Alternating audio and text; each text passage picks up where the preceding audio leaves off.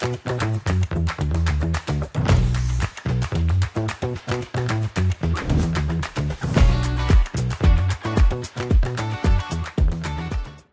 vous propose de conclure cette première partie de matinée en constatant tous qu'on est content qu'il fasse plus frais aujourd'hui, qu'avec le changement climatique finalement et de manière pas si anodine que ça, blague à part, tout le sujet c'est comment est-ce qu'on fait face finalement à des épisodes extrêmes d'un point de vue climatique qui vont se multiplier et comment est-ce que du coup on travaille des réseaux de chaleur, de fraîcheur qui peuvent être renouvelables. C'est un co-témoignage de Pierre Guyard, directeur des relations institutionnelles d'Engie Solutions et de Florence de Pampelonne, adjointe au maire de Meudon. C'est à vous.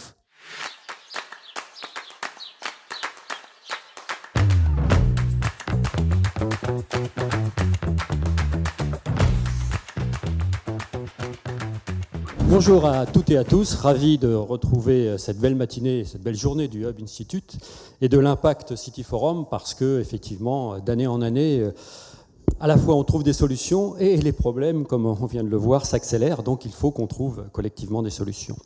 Alors effectivement, je vais vous parler des réseaux de chaud et des réseaux de froid et un des meilleurs exemples qu'on vit actuellement en région parisienne, c'est Meudon. Et donc Florence de Pampelonne vous précisera effectivement ce que nous faisons ensemble à Meudon, au service de la ville, au service des habitants et surtout au service de la terre et du climat.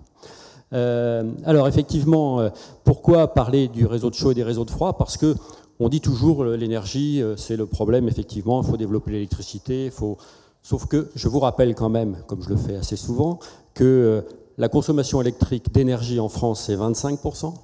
La consommation de la chaleur, pour tous les acteurs, industriels, collectivités et bien sûr habitants, c'est 45%. Donc voilà, on peut être très ambitieux dans le domaine électrique, mais on sait qu'il va quand même falloir trouver des sources d'énergie, parce que si on se bat tous pour être sobre et pour éviter de consommer, on aura toujours besoin d'énergie, parce qu'on est des hommes, des femmes, des habitants, des vivants, et que l'énergie reste effectivement indispensable. L'autre sujet, et elle vient d'en parler, c'est que malheureusement, la Terre se réchauffe. Et elle se réchauffe partout, mais plus particulièrement à l'intérieur de nos villes.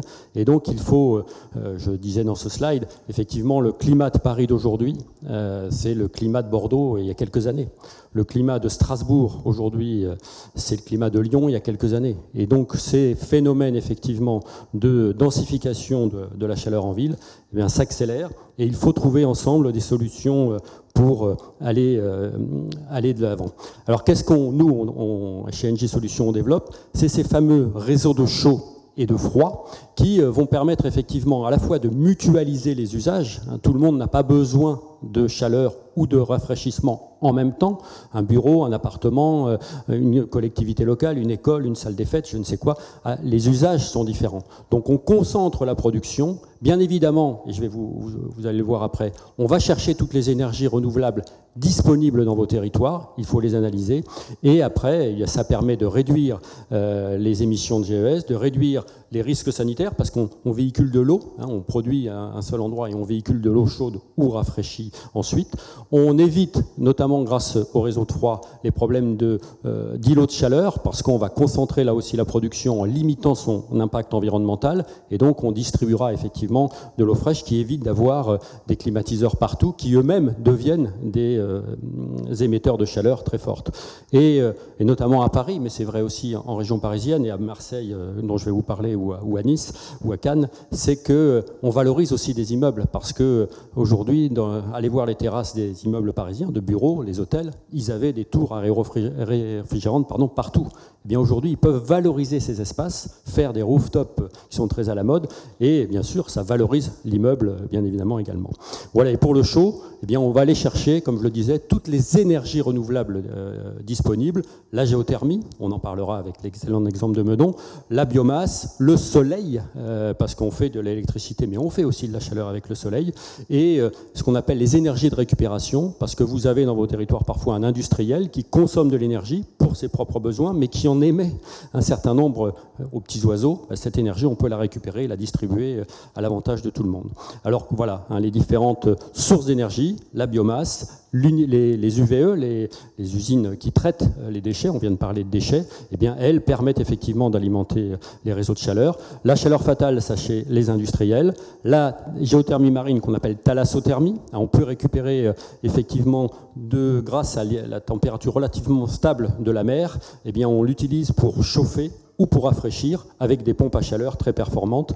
Et l'exemple de Marseille, par exemple, est intéressant là-dedans. La récupération de chaleur sur les eaux usées, on travaille beaucoup avec les steppes aujourd'hui pour effectivement récupérer de la chaleur. Il en existe. Le biométhane, bien évidemment, le solaire thermique, j'en ai parlé, et la géothermie. Voilà. Quelques exemples concrets sur l'ensemble du territoire. Alors, on est à Paris, donc je ne peux pas ne pas parler de Fraîcheur de Paris, qui est le réseau historiquement Climespace, pour ceux qui le connaissaient, qu'on a renégocié il y a 1 an maintenant et qui va permettre effectivement de diffuser dans Paris un froid créé notamment grâce à l'eau de Seine qu'on utilise pour faire de la production de fraîcheur. Tassalia à Marseille, ça c'est typiquement la thalassothermie, c'est-à-dire que là on utilise l'inertie la température relativement stable du port de Marseille pour alimenter plus de 500 000 m² aujourd'hui de bureaux, d'hôtels, de centres commerciaux en chaud et en froid en fonction des besoins avec un impact environnemental très réduit. Et pour le chaud, bien, il y a l'exemple de Bordeaux, Grand Parc. On a beaucoup de chances d'avoir de la géothermie en Île-de-France, mais il y en a également beaucoup en Aquitaine et en Alsace. Donc on l'utilise pour ce réseau à Bordeaux. Ou autre exemple, j'arrive plus à me relire, et à Massy, où là on a à la fois de la récupération d'énergie sur l'usine de traitement des déchets et une biomasse très importante et puissante qui alimente les villes de Massy et d'Antony. Voilà, 16 000 collaborateurs qui sont aujourd'hui à votre disposition pour développer ces réseaux de chaud et ces réseaux de froid partout en France. On est très fiers effectivement d'apporter ces solutions et on va prendre un exemple concret avec vous, Florence, pour montrer qu'effectivement il faut la volonté et le savoir-faire des acteurs industriels que nous sommes, mais il faut également une volonté politique, et Meudon n'en a pas manqué. Merci Pierre. Bonjour à tous, merci de cette invitation. Alors après ces explications assez générales et plutôt techniques, je vais vous parler de ce qu'on a fait avec Engie sur la ville de Meudon de façon plus pragmatique. Déjà vous décrire ce que c'est que la ville de Meudon. C'est une ville qui est aux portes de Paris, qui compte 47 000 habitants, et le quartier concerné par le projet de géothermie est à Meudon-la-Forêt. Donc la forêt le sépare du reste de la ville, et ce quartier compte 17 000 habitants. Il a été historiquement construit en 1961 pour le retour des Pieds Noirs, et donc c'est à cette époque-là qu'un réseau de chaleur déjà novateur a été créé. 8 km de réseau de chaleur à l'époque au charbon. Donc vous imaginez qu'on a progressé quand même. Et donc voilà. Il nous a... J'en profite, Florence, pour dire qu'effectivement, dans les années 60, dans les années 70, beaucoup de ZUP, de création de quartiers, et notamment de quartiers populaires, se sont faits, et que les réseaux de chaleur sont nés un peu à ce moment-là.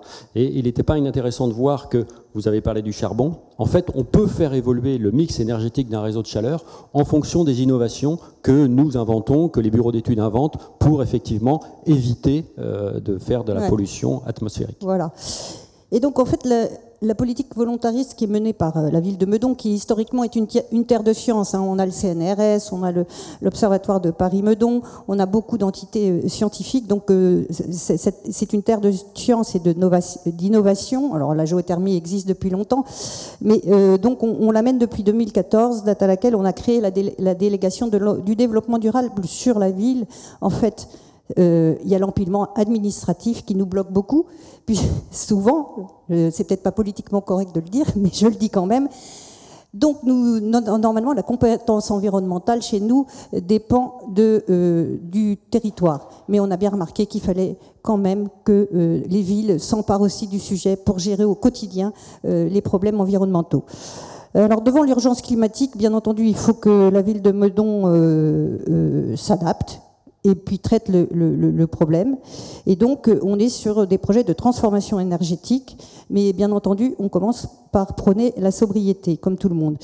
Donc, on a entamé une campagne d'installation de panneaux photovoltaïques sur les toitures de nos écoles. Donc, on a commencé par le quartier de Meudon-la-Forêt, là aussi, parce qu'évidemment, il y a des problèmes techniques qui ne permettent pas d'installer ces panneaux partout. Et ensuite, j'en reviens au sujet d'aujourd'hui. Nous avons lancé avec notre partenaire Engie la transformation du réseau de chaleur qui était au gaz de Meudon-la-Forêt en géothermie. Donc ça va aller assez vite puisqu'on a commencé vers 2021 et que normalement en 2026, si Engie travaille bien, mais je n'ai pas de doute, nous serons équipés. Alors il a fallu quand même beaucoup concerter en amont, évidemment, parce que la géothermie, beaucoup de gens ne savaient pas ce que c'était. C'était un mot nouveau, donc ça leur faisait peur. Et je dois dire que Engie nous a beaucoup aidés. On a collaboré, le maire, les collaborateurs de la ville de Meudon, les élus, pour faire des réunions de concertation et d'information en amont. On en a fait plus de 16, avec les syndicats de copropriété, les IRP, les HLM. Même, on est allé trouver le collège Armand de Béjart, qui est le collège de Meudon-la-Forêt, la Poste. Enfin, on a tout ratissé. Fort de toutes ces explications, finalement, les gens ont compris. Et d'autant plus compris que malheureusement la guerre en Ukraine a débuté à peu près à ce moment-là et qu'on leur a expliqué qu'on allait pouvoir stabiliser dès 2026 leur facture énergétique grâce à ce nouveau système. Donc l'acceptation entre les explications et les événements internationaux, c'est très bien faite. Voilà. Juste oui. Florent, j'en profite. Ce qui est important, effectivement, c'est cette volonté politique, c'est cette nécessité d'intégrer l'ensemble des parties prenantes. Et c'est contractuellement aujourd'hui, il existe plusieurs modèles pour pouvoir passer aux actes. Dans une petite collectivité où il y a relativement peu de bâtiments, peu de résidences, on peut être sur un marché global de performance. Dans des collectivités plus importantes, et dans le cas particulier de Meudon, qu'est-ce qu'on a utilisé? On avait un réseau de chaleur qui existait dans le quartier de Meudon-la-Forêt. Voilà.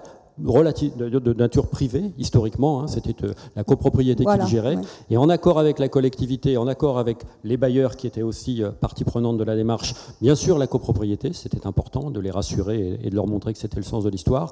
On a, avec la ville, créé une SAS-ENR, hein, on a possibilité, vous le savez, de produire de l'énergie renouvelable en partenariat public-privé, grâce à ces SAS, avec un opérateur industriel, avec une collectivité locale.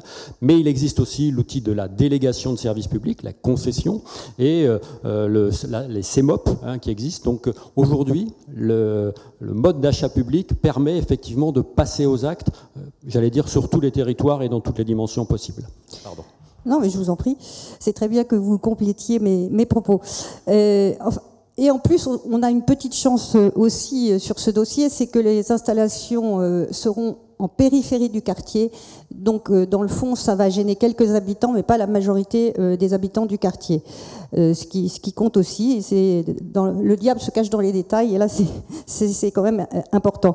Donc, en conclusion, je dirais qu'on a la chance et on est fiers de dire que Géo-Meudon, c'est un des plus gros chantiers de géothermie des Hauts-de-Seine, si je ne me trompe pas, qu'on a reçu le prix du Grand Paris lors du Forum Zéro Carbone organisé à l'Hôtel de Ville de Paris pour ce programme qui est très ambitieux, et que ce sont donc 17 000 tonnes de CO2 qui seront évitées chaque année pendant 30 ans, c'est quand même pas rien, et un peu plus de 7 500 logements qui vont être desservis. Donc on croit absolument que c'est une des solutions d'avenir qui est pérenne, verte, pour remplacer les énergies fossiles. Et nous avons aussi sous le coude un autre dossier en gestation pour un autre quartier de Meudon où il y a des équipements sportifs et où on espère pouvoir également monter un dossier de géothermie. Voilà. J'en ai fini pour ma part. Eh bien, vous voyez donc, comme on le disait au départ, à chacun son réseau de chaud, son réseau de froid, parce que la nécessité, j'allais dire fait loi, mais la nécessité, c'est aussi une volonté. La volonté technique, la volonté financière, nous l'avons. La volonté politique, il faut des gens comme à Meudon pour pouvoir aller de l'avant. Merci, Florence. Non, mais moi, je remercie aussi Engie parce que finalement, on s'est bien trouvé. On a un contrat de mariage qui est solide. et ça, c'est très important, le partenariat public-privé. Ça peut fonctionner quand il y a la volonté des deux côtés. Voilà. Trop souvent, on dit que les choses ne fonctionnent pas en France. Ce n'est pas vrai. On peut y arriver, il suffit de se retrousser les manches. Alors allons-y, surtout pour ce sujet de la transition écologique qui est vital pour l'avenir de nos enfants. Merci beaucoup. Merci à tous.